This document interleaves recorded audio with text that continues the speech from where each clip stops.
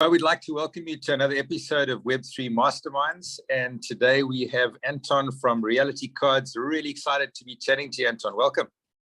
Thank you so much. Thanks for having me. That's a pleasure. This episode is hosted by Cryptopolitan and Forward Protocol.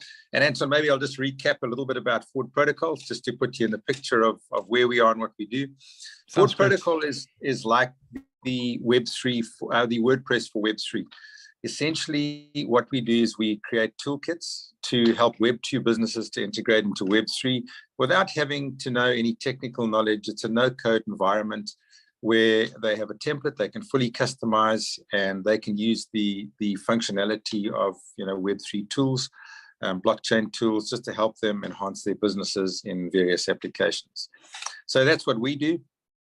And today is not really about Forward Protocol. It's actually about Reality Cards. Maybe you could give us a bit of background about the project and how you get to be sitting chatting to me today. Yeah, of course.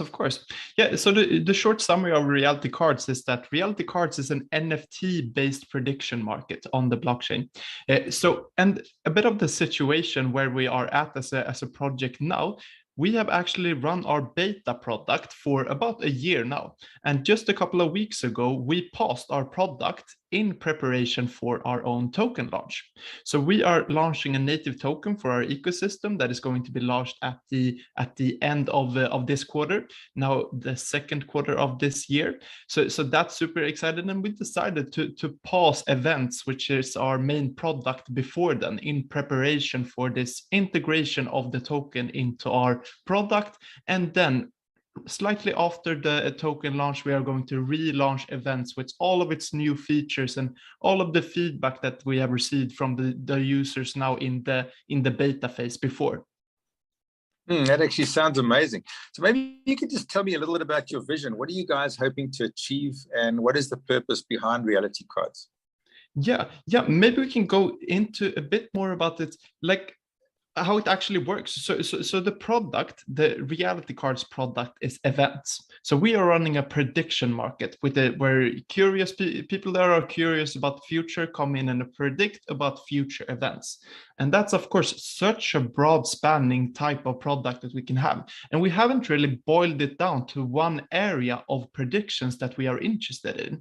We have, during the beta phase now, we have sort of dabbled in many different subjects, both predicting the actual prices of tokens that people are interested in during a specific amount of time, and the sporting events, and we had the Oscars, we had events around, and just tons of different real world events that you can have predictions on. And what Reality Cards sort of brings to the table, other than a more generic betting market, is of course the NFT part of the equation that we bring to the table. That the users for the Reality Cards platform get to own their prediction. So you get to own your prediction as an actual collectible NFT, and get to then. That's really interesting. Yeah, and it gives such an interesting sort of extra touch to the prediction market, that you can sort of have your own prediction and your own belief as a collectible NFT, and that of course stays in your wallet later to see if you were right and wrong. And yeah.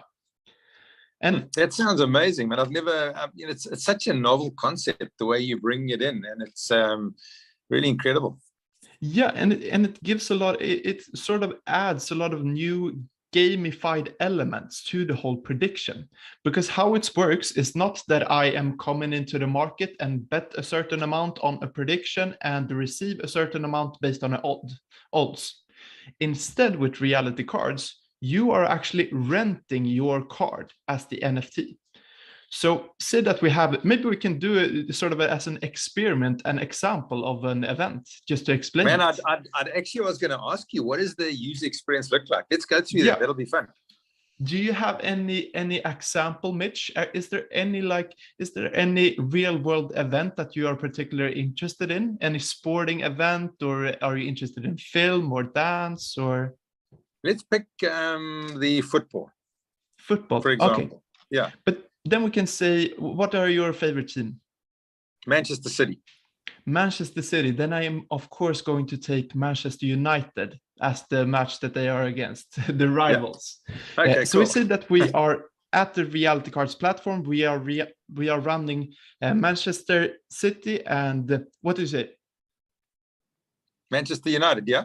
Manchester City and Manchester United. Yeah, this is the event that we are running. That is the prediction. And then we have one card based on each outcome. So we have one card that Manchester City is winning and one card that Manchester United is winning. And then we are running this event for, say that we are running it for 3 days.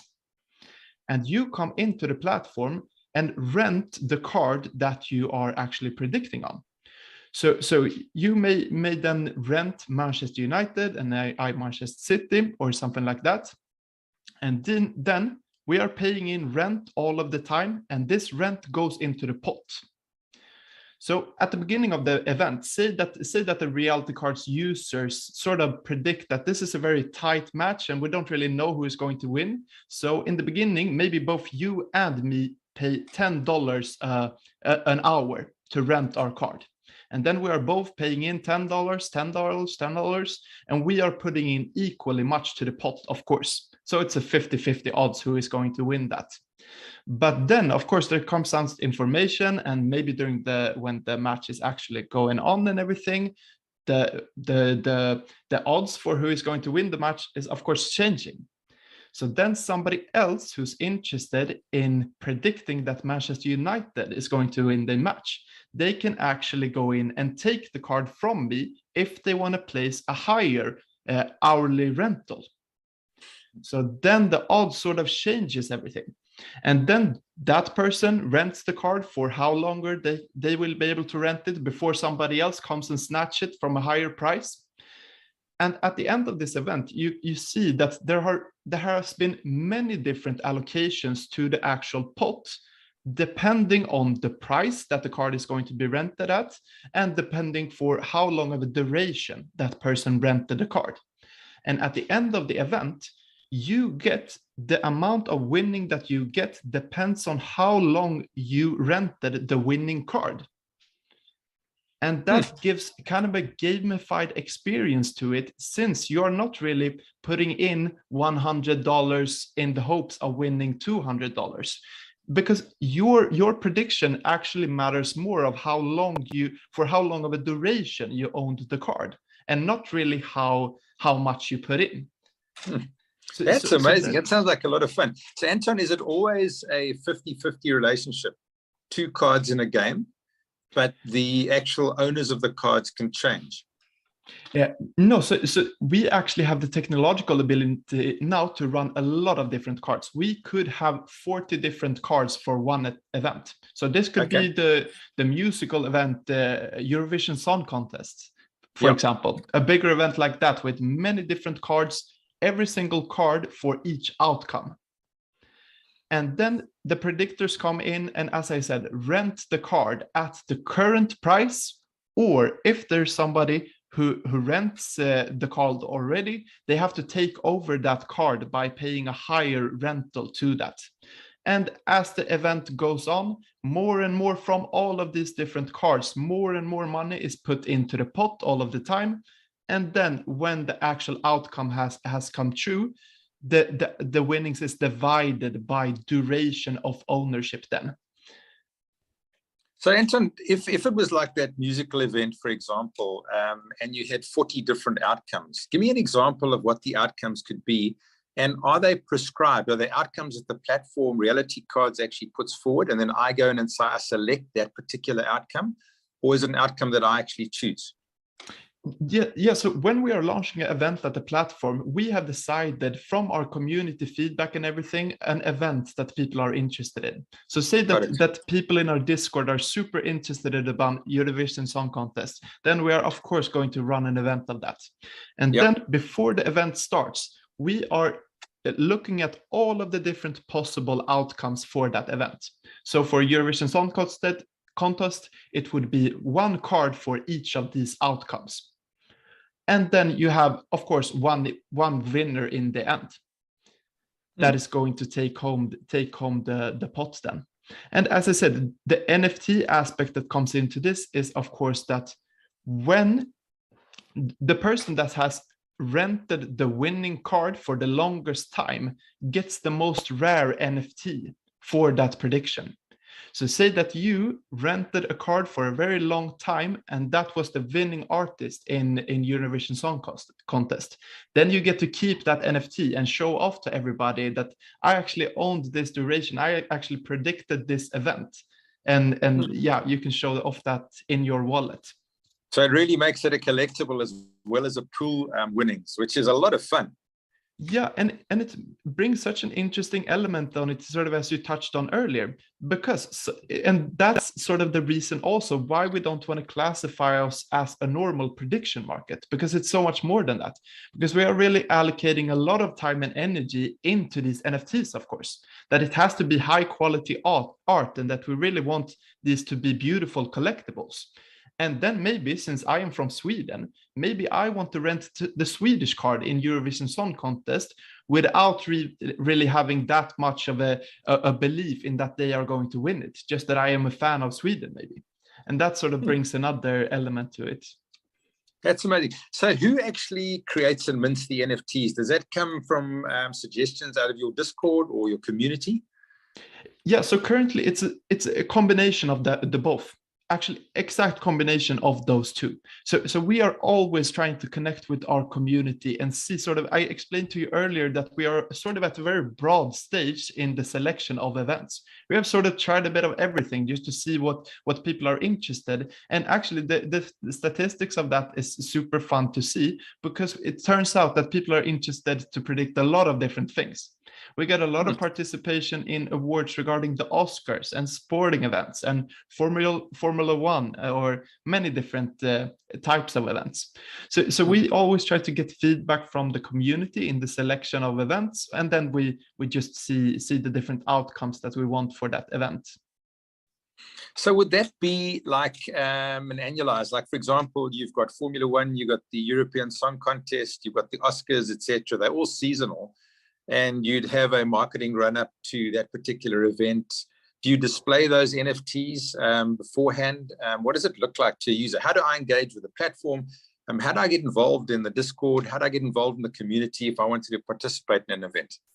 Yeah, so realitycards.io, that's the whole website. And that is, yeah, the website and the whole platform. And for people who are sort of have dabbled in the Web3 and know what this is about, of course, MetaMask is the wallet that you connect, or other, we have several different, we have like support for 75 plus different wallets that you connect. But then you have your profile there on our website.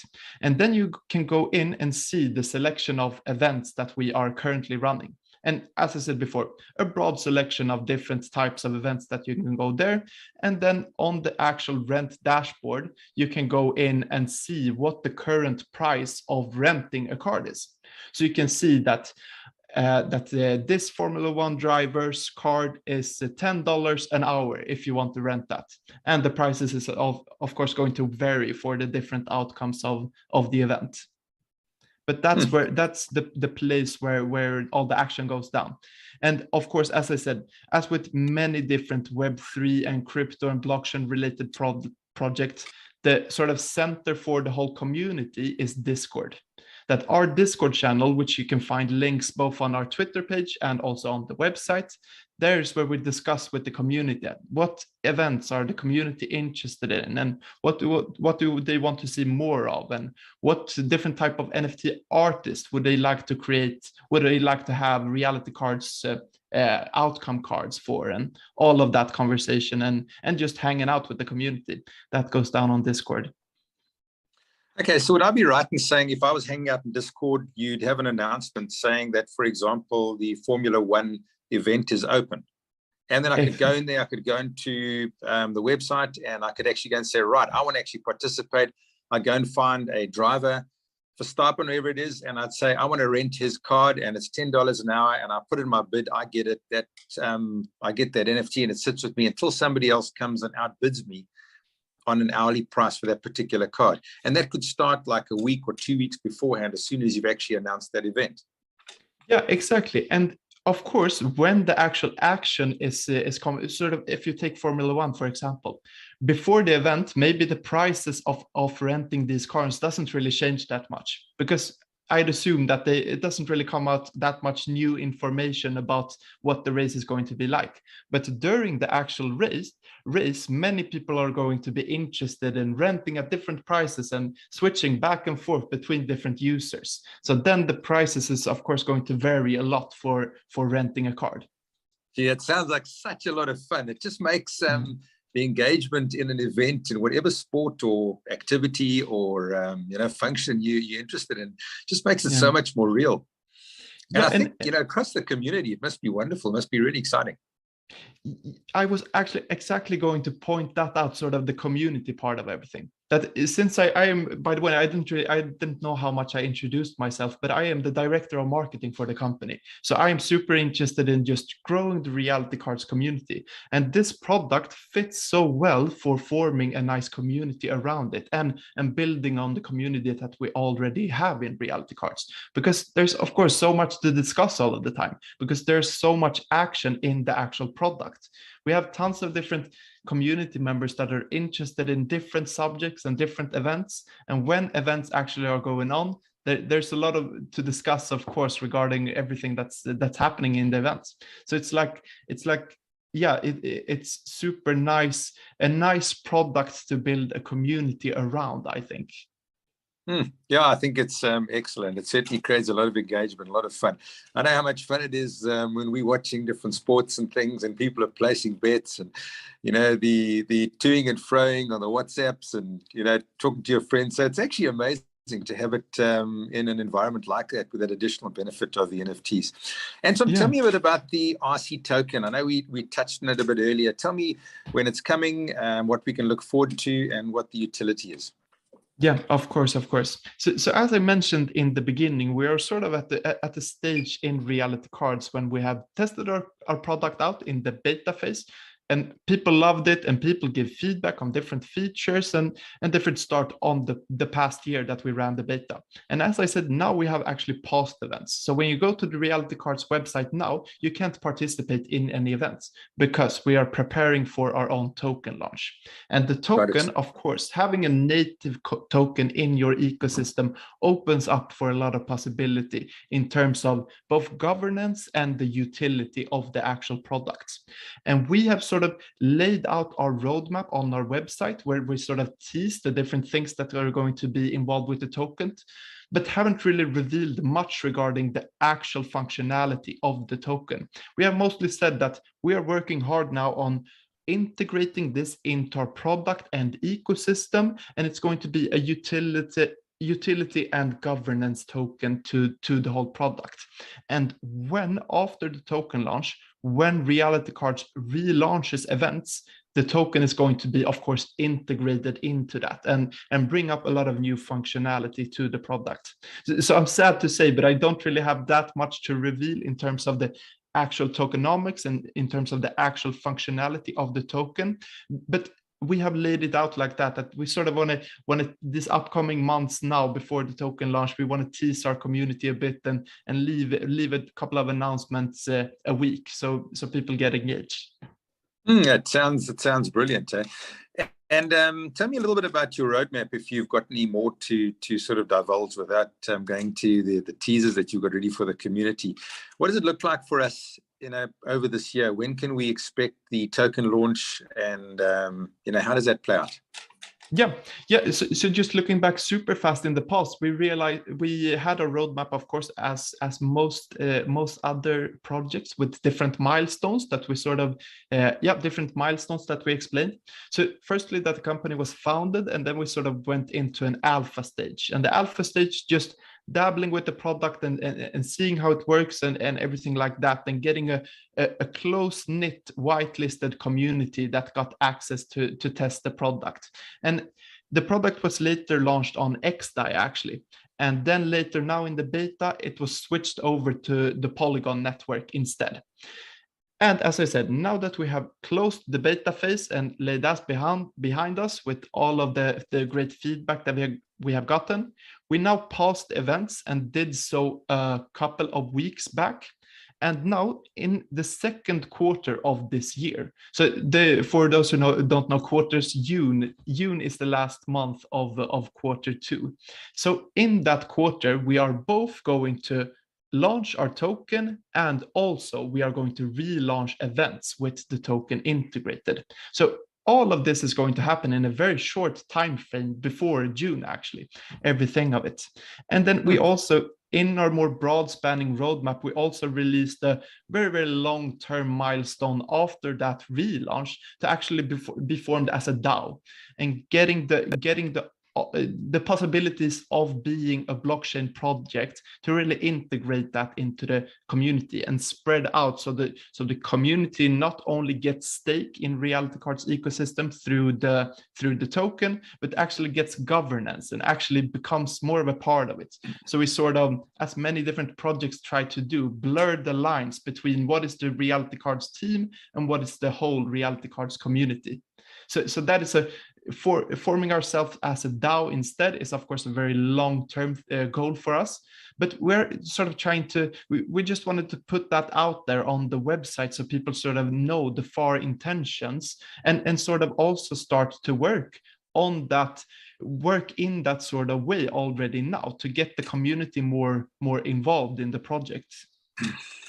Yeah, I think that's really important. The whole DAO idea, and we can certainly discuss it in a bit more detail. I know at Forward, we have the same sort of a vision where down the line, people that hold tokens, etc., will have governance and participate in the ecosystem and help with the direction of the whole community, how it builds out. Which is, I think, with that decentralized idea, it's really important. From Forward's perspective, what we sort of focused on is building infrastructure products. And obviously in the whole Web3 space, I don't know if your friends are similar to mine.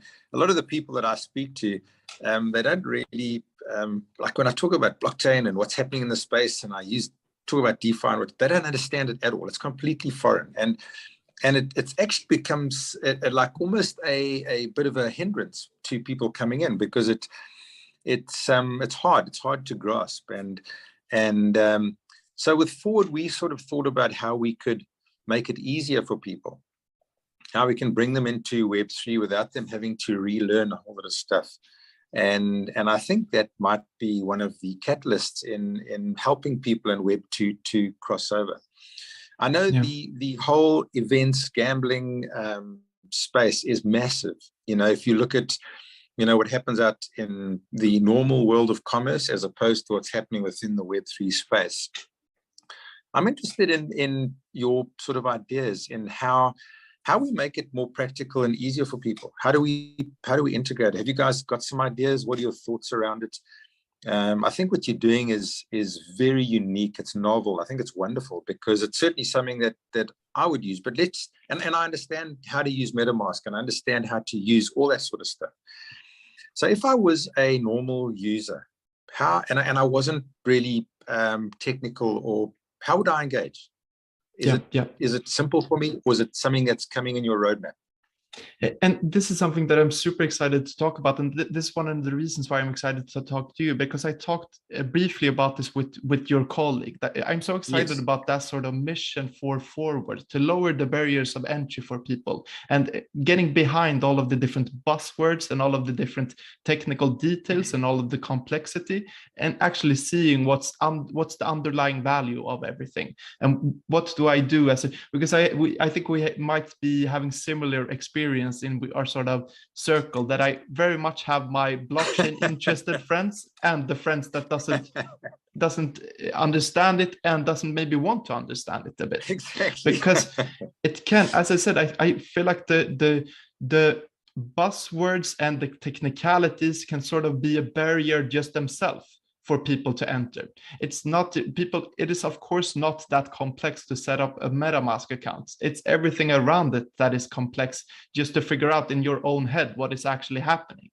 So that's very much something that we are interested in Reality Cards, that how are we currently in our process? We are such a small project, and we are as I said, just just sort of switching from our beta phase to our actual final product. So currently, most of our focus is actually focusing on the current community that are interested in blockchain technology, and not really on onboarding new people that doesn't know much about it. But longer term, you have a great point there, to lower the barriers of entry and make it as easy as possible to come in as a new user and understand the basic functionality of the product and how you participate in it. So that is more of a long-term vision for us to focus on that for new people in the space. But I just personally, I feel like it's such an interesting topic, and a topic within blockchain that I feel is booming right now. There are a lot of great projects focusing on exactly this, on lowering the barriers of entry and making it easier, both as entrepreneurs and coming in and build in the space as you guys do, and also for the end user. So the end user makes it way easier to come in. But the things that we do now is just the easiest way to integrate with the product, to have a lot of connections with different wallets, so everybody feel comfortable with their regular wallet. And also our switch to Polygon was a part of that, to make it easier for users, more of a base there than XDAI, and yeah, that sort of stuff. That actually makes sense. And I know there's so much talk about, interoperability and making it versatile for people and giving people choice, which is really important. Last year we had the whole advent of this NFT boom, and it was like monkey pictures and different things, and people attached huge values to them, and people outside the space could never understand where's the value in a PDF or a JPEG or whatever it is. And now talking to you, we see the evolution of NFTs and how it's evolving into something completely different that can be very functional in the way that I would place a bet and engage with a community and enjoy a different aspect of watching a sport or an event or what have you. Yeah. How do you see, in general, in the community, this whole sort of ecosystem, the blockchain space, Web3, that NFT evolving? I mean, we're talking about something completely different, what you're doing, to where it started a year ago, and it's beautiful. So where do you see that going, as we go throughout this year and possibly into next year? Yeah, and I think that this is a great thing to discuss. The sort of, what I feel in the market now is sort of people craving for the actual utility of these NFTs that they own.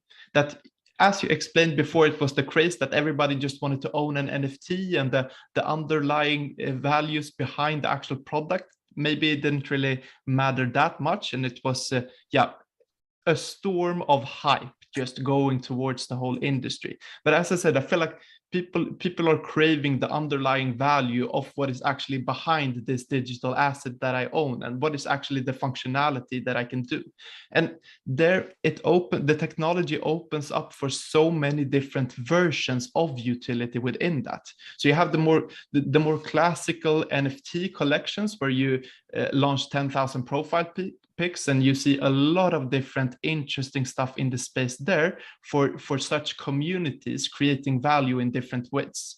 Either if they are launching a restaurant regarding it, to have that as ticket for the restaurants, or they are just creating an awesome community on Discord, and that is like the main value proposition, that this is just a community that you want to be a part of.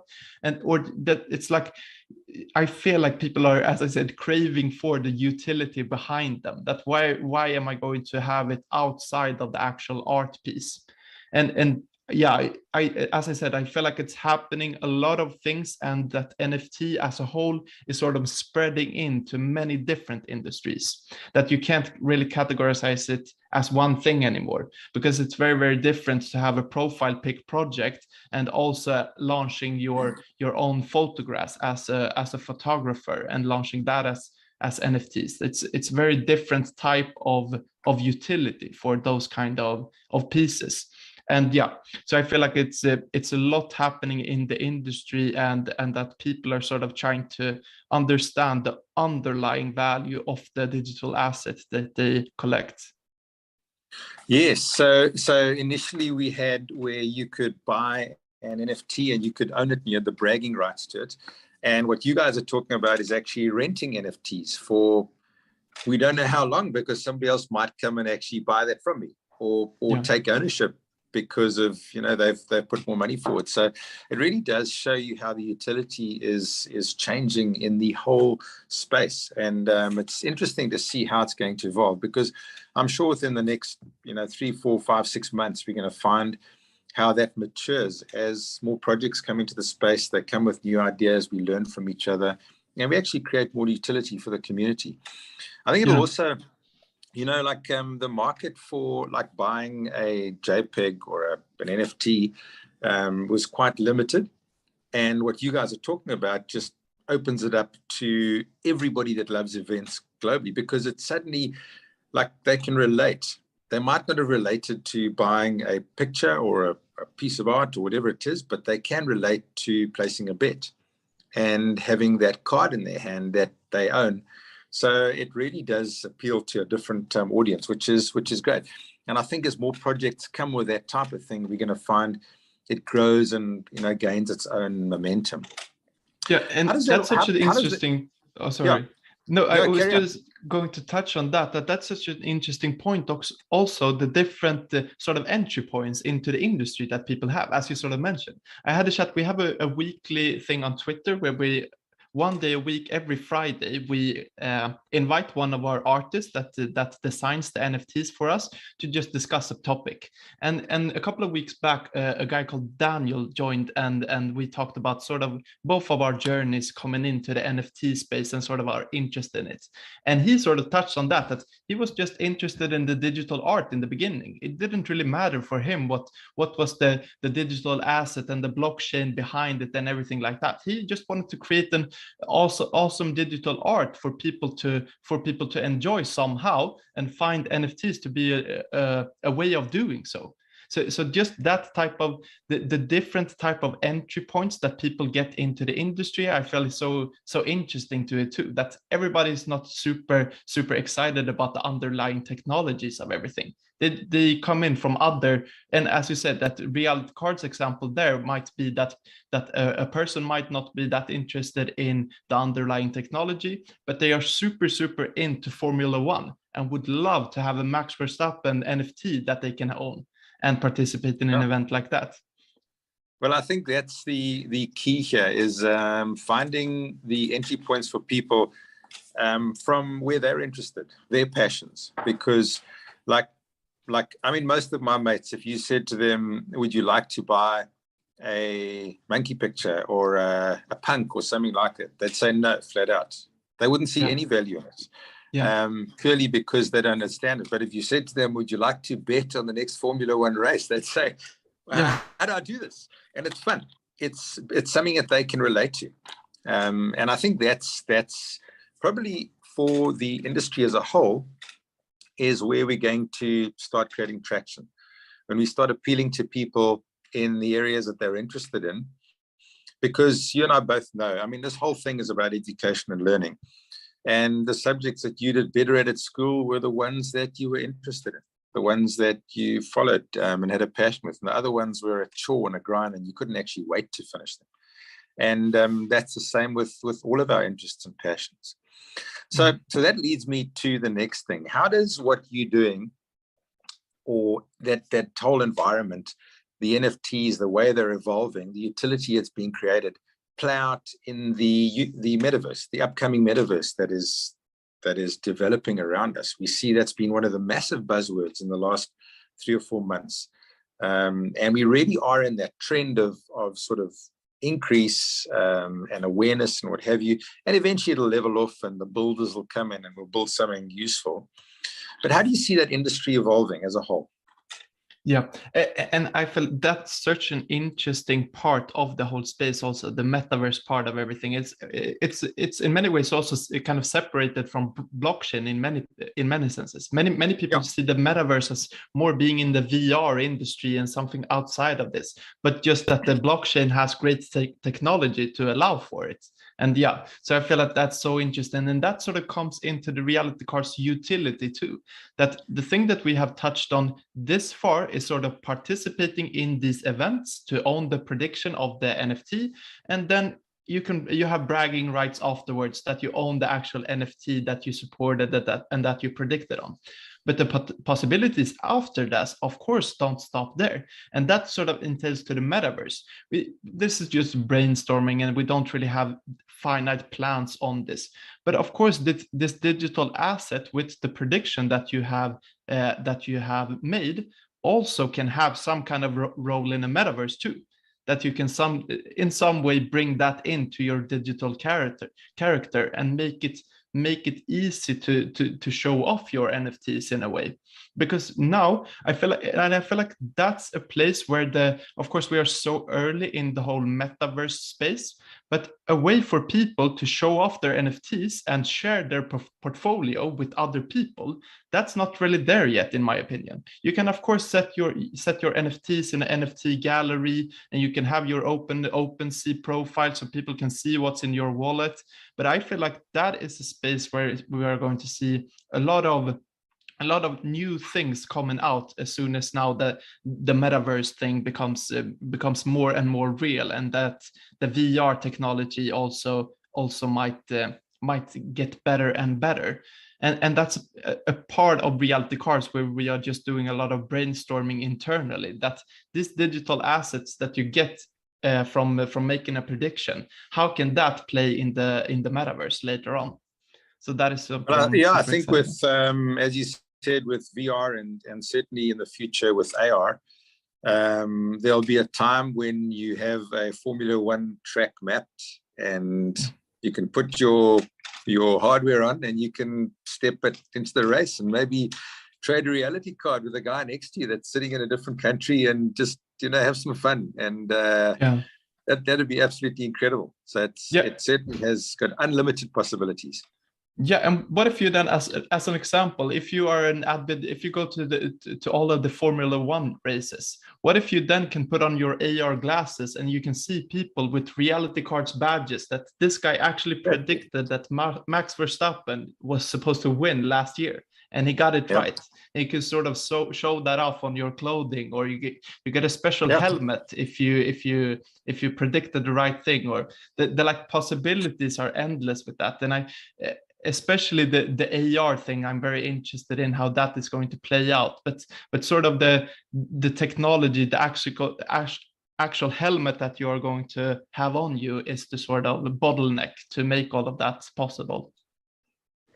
Yes, I wanted to ask you about the bottlenecks in the industry and what you see like really holding it back from an NFT and even a metaverse space. What do you think generally are the things that, if we could get those out of the way, it would just really open the floodgates and bring lots more people into the space? Yeah. I'm not really an expert in the special technicalities of regarding when we are talking metaverse and when we are talking VR and stuff like that. I don't really have that much technical knowledge in knowing what is actually the barriers to take it to the next level there. But more in general in the industry, I think it's much of that we touched on earlier, the sort of going beyond the buzzwords. That of course a whole industry can get a bad rap very fast, and that people are just disregarding it as this is something weird that you shouldn't really touch.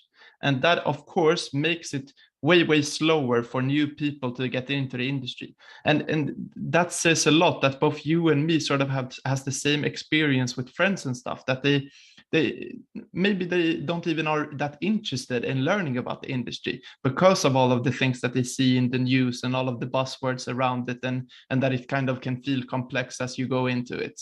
So just as a broad spanning thing, I think and that is something that is pretty natural too. I think that you shouldn't freak out too much that you can't really make a revolution in 10 years or so.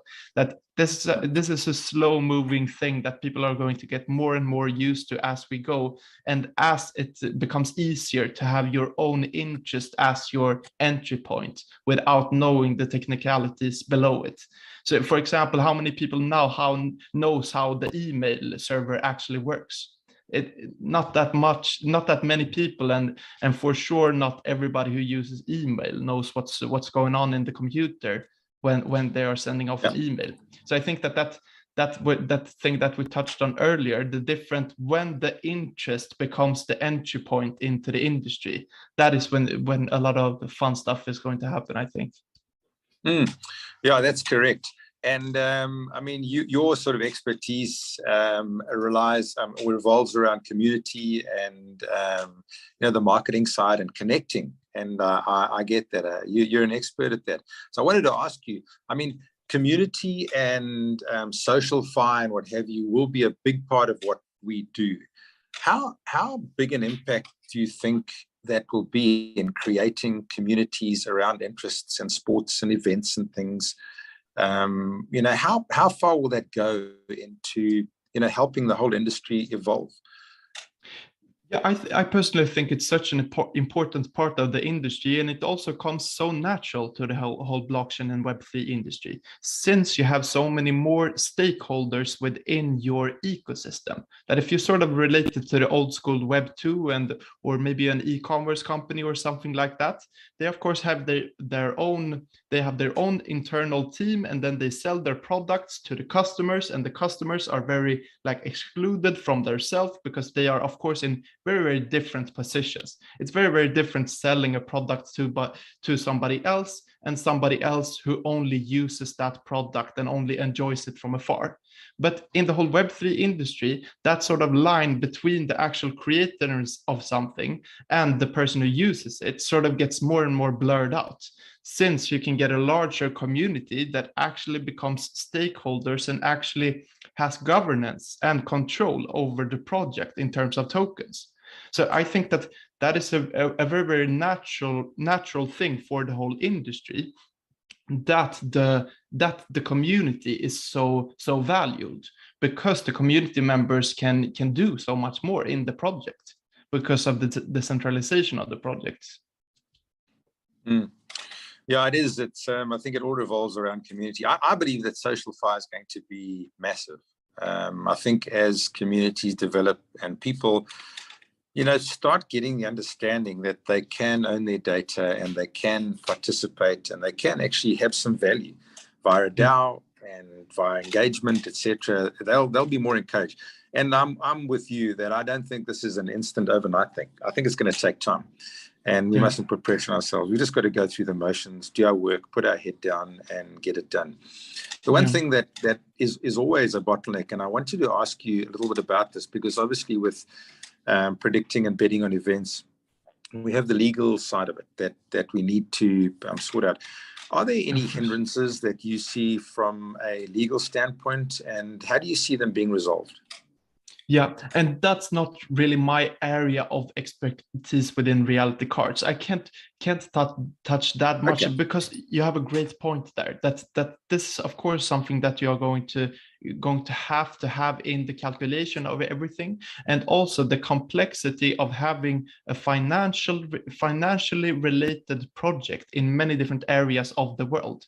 So that is a lot of complexity to that in reality cards that me personally, I don't really understand, to be honest, because I'm not that educated in the different legal systems of all of the countries that we operate and such. But it is a good point that is something that you, of course, as more general, also not only reality cards, all of the different projects, I think that this is something that you have to take in account, of course, and not just run with the new technology as there are no rules anymore.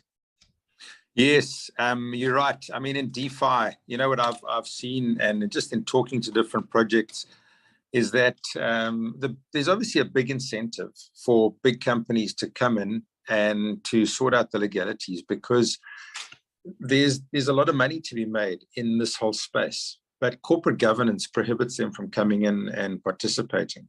And we've seen with DeFi just recently, this last year, how with changing the legality, it's actually allowed other entities, institutions to actually bring money into the space.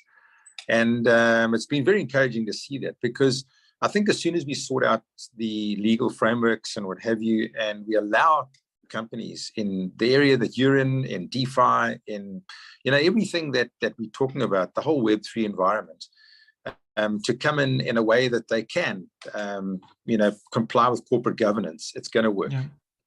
There's so much money out there that's waiting to come in, and that'll come into development. It'll come into investment. It'll come into all sorts of things. And I believe that there's a huge incentive. And when there's an incentive, people will put money into actually fixing that and getting it sorted out. So I'm also not a legal expert, but just from talking to people and seeing, what they say, I'm very encouraged to see the speed at which it's actually, it's growing, and people are getting involved, and there are changes coming about. Yeah, and you know what? So, I think that actually is a big thing on the personal user side too. I actually, just to touch on that briefly, that the legal part of everything, I think, can be a barrier of entry because it moves so slow also for the user. For example, in my friend group, that all of them are so worried that how do I actually file taxes on these assets, and because that is so slow how that is getting formed, and the legalities regarding a new industry is of course moving way slower than the actual industry is evolving. So I think that is not only a thing for the actual projects who are building in the space, but also for the users, for it to get easier to participate and everything.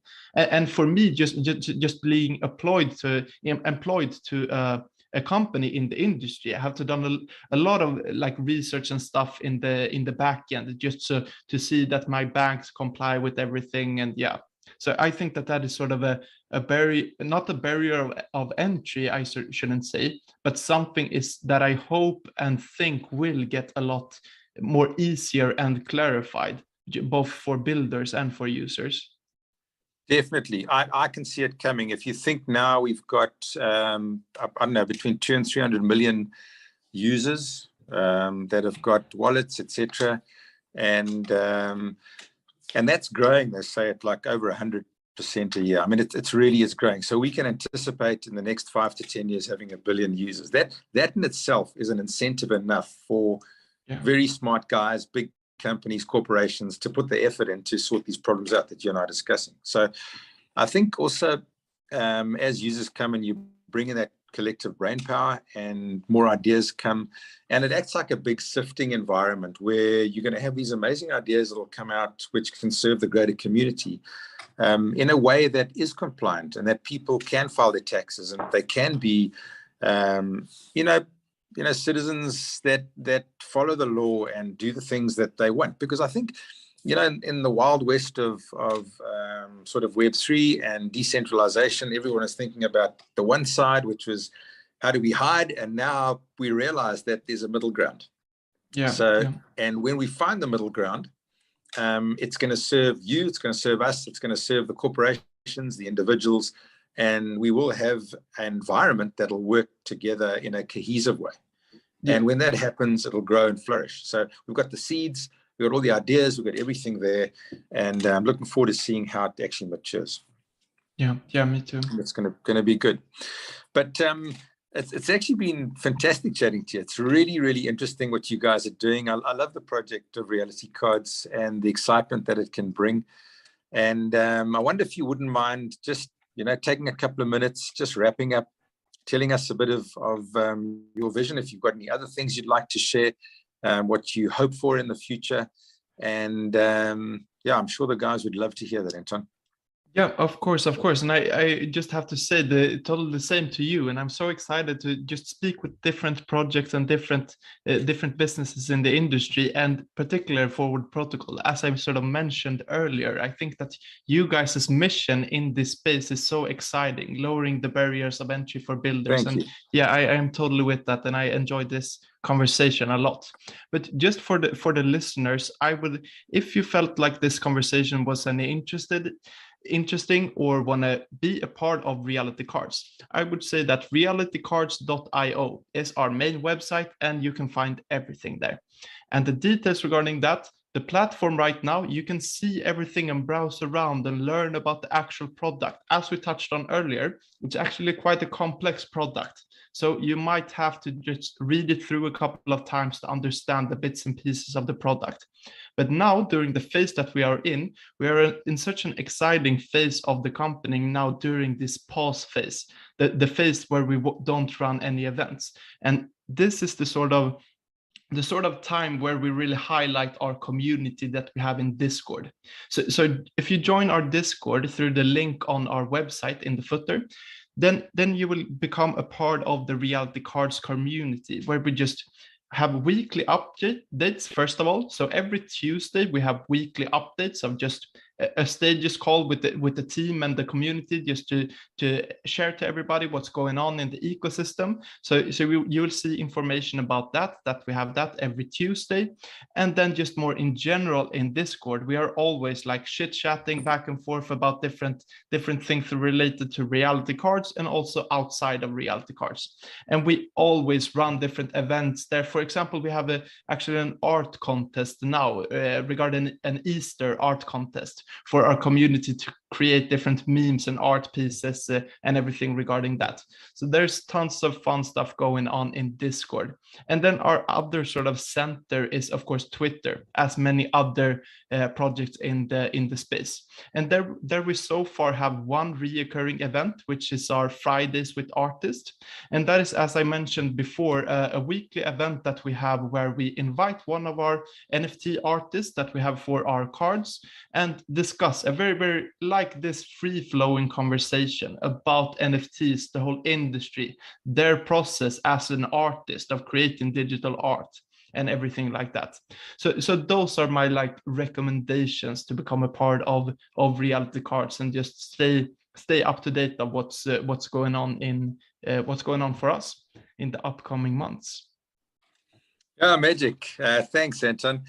It's been wonderful chatting, and just want to say good luck to you and the team at Reality Cards. I look forward to having some fun with it. Maybe getting some of my non-blockchain mates to come along and actually engage in a way that they like. And so, yeah, thanks. It's been really good. Good luck, and look forward to chatting to you in the future. Thanks again. Yeah, you too. Thank you so much for this, Mitch. Pleasure. Cheers.